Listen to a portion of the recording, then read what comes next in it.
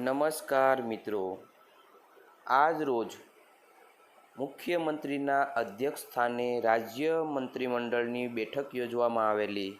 એમાં રાજ્ય મંત્રીમંડળ મંત્રીઓની અલગ અલગ વિભાગોની ફાળવણી કરવામાં આવેલી છે. મિત્રો, તો મુખ્યમંત્રી આપણા શ્રી ભૂપેન્દ્રભાઈ પટેલના અધ્યક્ષસ્થાને મળેલી રાજ્ય મંત્રીમંડળની બેઠકમાં મંત્રીઓના તેમના વિભાગોની ફાળવણી કરવામાં આવેલી છે. મંત્રીઓના ફાળવવામાં આવેલા વિભાગો પ્રમાણે પહેલું ખાતું છે ભૂપેન્દ્રભાઈ રજનીકાંત પટેલ.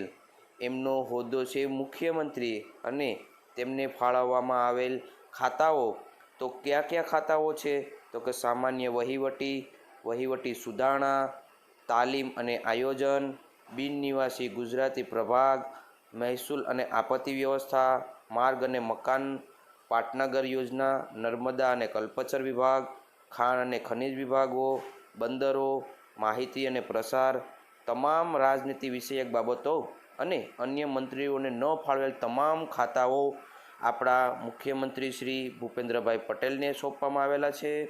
ત્યારબાદ બીજું ખાતું છે હર્ષ રમેશભાઈ સંઘવી કે જેઓ આપણા નાયબ મુખ્યમંત્રી તરીકે એમનું નામ આવેલું છે.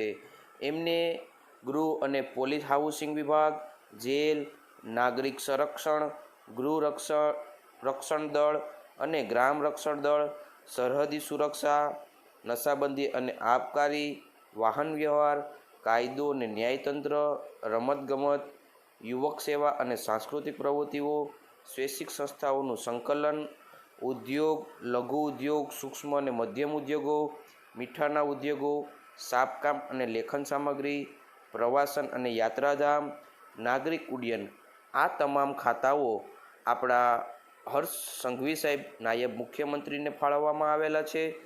ત્યારબાદ કેબિનેટ મંત્રીઓના નામ છે. તો કેબિનેટ મંત્રીઓમાં પહેલું નામ છે કનુભાઈ મોહનલાલ દેસાઈ, જેઓ કેબિનેટ મંત્રી છે અને તેમને નાણાં અને શહેરી વિકાસ અને શહેરી ગૃહ વિકાસ નિર્માણનું ખાતું આપવામાં આવેલું છે. ત્યારબાદ બીજું છે જીતુભાઈ સવનીભાઈ વાઘાણી, એટલે કે જીતુભાઈ વાઘાણી જેઓ પણ કેબિનેટ મંત્રી છે. એમને કૃષિ અને ખેડૂત, સહકાર, પશુપાલન, ગૌ સંવર્ધન, મત્સ્ય ઉદ્યોગ અને પ્રોટોકોલ, આ ખાતું ફાળવવામાં આવેલું છે. ત્યારબાદ કેબિનેટ મંત્રી ત્રીજા છે ઋષિકેશભાઈ પટેલ, એઓને પણ કેબિનેટ મંત્રીમાં સ્થાન આપેલું છે. એમને ઉર્જા અને પેટ્રોકેમિકલ, પંચાયત અને ગ્રામ ગૃહ નિર્માણ અને વૈજ્ઞાનિક અને સંસદીય બાબતોનું ખાતું આપવામાં આવેલું છે. ત્યારબાદ છે કુંવરજીભાઈ મોહનભાઈ બાવળિયા, એટલે કે કુંવરજીભાઈ બાવળિયા, એમને પણ કેબિનેટ મંત્રીમાં સ્થાન આપવામાં આવેલું છે અને તેમને શ્રમ અને કૌશલ્ય વિભાગ અને રોજગાર અને ગ્રામ વિકાસનું ખાતું આપવામાં આવેલું છે.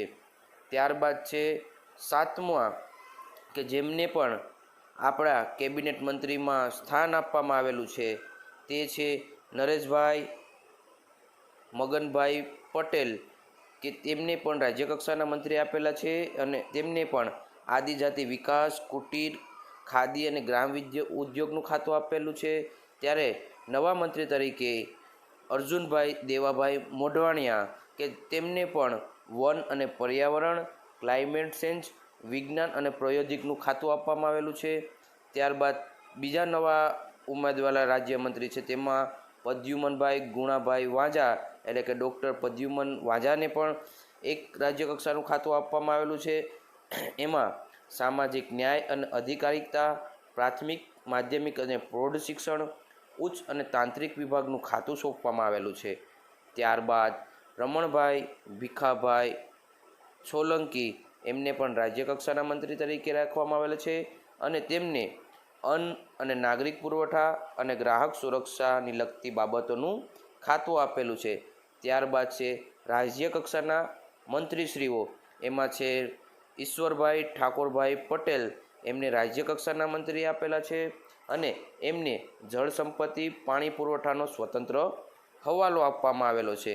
ત્યારબાદ છે પ્રફુલભાઈ સગનભાઈ પાનસેરિયા, એમને પણ રાજ્ય કક્ષાના મંત્રી છે અને તેમને આરોગ્ય, પરિવાર કલ્યાણ અને તબીબી શિક્ષણ હવાલાનો ખાતો સોંપવામાં આવેલું છે.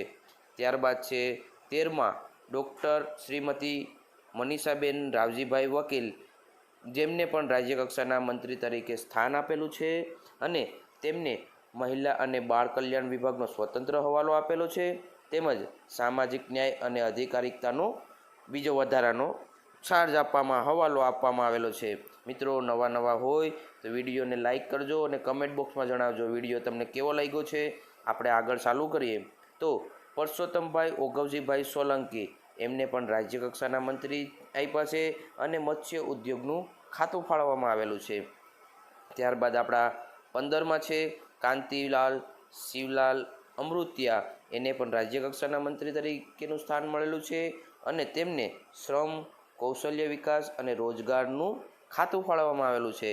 ત્યારબાદ 16 નંબરના છે રમેશભાઈ ભૂરાભાઈ કટારા, એટલે કે રમેશભાઈ કટારા, એમને પણ રાજ્યકક્ષાના મંત્રી તરીકે પસંદગી થયેલી છે અને તેમને કૃષિ અને ખેડૂત કલ્યાણ, સહકાર, પશુપાલન અને ગૌ સંવર્ધનનું ખાતું ફાળવવામાં આવેલું છે। ત્યારબાદ શ્રીમતી દક્ષાબેન મુકેશભાઈ વાઘેલા, દક્ષાબેન વાઘેલા છે, જેમને રાજ્યકક્ષાના મંત્રી તરીકે સ્થાન મળેલું છે અને તેમને શહેરી વિકાસ અને શહેરી ગૃહ વિકાસનું ખાતું ફાળવવામાં આવેલું છે।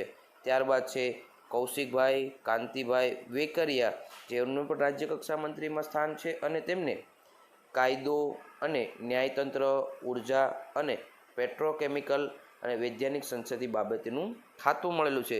મિત્રો, આ બધાના નામ સાથે એટલા માટે હું તમને ખાતાની વાત કરું છું કેમ કે ક્યારેક કોઈ પણ કોમ્પિટિટિવ એક્ઝામમાં આ બધાનું પૂછાઈ શકે છે। જ્યારે મંત્રીમંડળનું આવે ત્યારે આની અંદર આ કોઈ પણ પ્રશ્નની અંદર આ પૂછાઈ શકે છે। તો આપણે આગળ વાત કરીએ। 19મો નંબર છે પ્રવીણભાઈ ગોવર્ધનભાઈ માળી, કે જેમને વન અને પર્યાવરણ, ક્લાઇમેટ ચેન્જ અને વાહન વ્યવહારનું ખાતું ફાળવવામાં આવેલું છે। ત્યારબાદ છે ડૉક્ટર જયરામભાઈ શેમાભાઈ ગામિત, એમને પણ રાજ્યકક્ષાના મંત્રીમાં સ્થાન મળેલું છે અને તેમને પણ અહીંયા આપેલી તમામ બાબતો, રમતગમત, યુવા સેવા અને સાંસ્કૃતિક પ્રવૃત્તિઓ, સ્વૈચ્છિક સંસ્થાનું સંકલન, ઉદ્યોગ, લઘુ ઉદ્યોગ, સૂક્ષ્મ અને મધ્યમ ઉદ્યોગ, મીઠા ઉદ્યોગ, છાપકામ અને લેખન સામગ્રી, પ્રવાસન અને યાત્રાધામ વિકાસ, નાગરિક ઉડ્ડયનનું ખાતાની સોંપણી કરવામાં આવેલી છે। ત્યારબાદ છે 21માં ત્રિકમભાઈ બીજલભાઈ સાંગા, કે જેમને ઉચ્ચ તાંત્રિક શિક્ષણનું ખાતાની ફાળવણી કરેલી છે। ત્યારબાદ છે કમલેશભાઈ રમેશભાઈ પટેલ, કે જેમને નાણાં, પોલીસ હાઉસિંગ, જેલ, નાગરિક સંરક્ષણ, ગૃહરક્ષણ દળ અને ગ્રામ રક્ષણ દળ, સરહદી સુરક્ષા, નશાબંધી અને આબકારી વિભાગના ખાતાની સોંપણી કરવામાં આવેલી છે। ત્યારબાદ છે સંજયભાઈ વિજયભાઈ મહિડા, જેમને રાજ્યકક્ષાના મંત્રી તરીકેના શપથ લીધા છે અને તેમને મહેસૂલ, આપત્તિ વ્યવસ્થા, પંચાયત અને ગ્રામ ગૃહ નિર્માણ અને ગ્રામ વિકાસ વિભાગનું ખાતાની સોંપણી કરેલી છે। ત્યારબાદ 24માં છે પૂનમચંદ ચનાભાઈ બરડા, તેમને રાજ્યકક્ષાના મંત્રી તરીકે શપથ લીધા છે અને તેમને આદિજાતિ વિકાસ, અન્ન અને નાગરિક પુરવઠા અને ગ્રાહકોની બાબતના ખાતાની ફાળવણી કરેલી છે।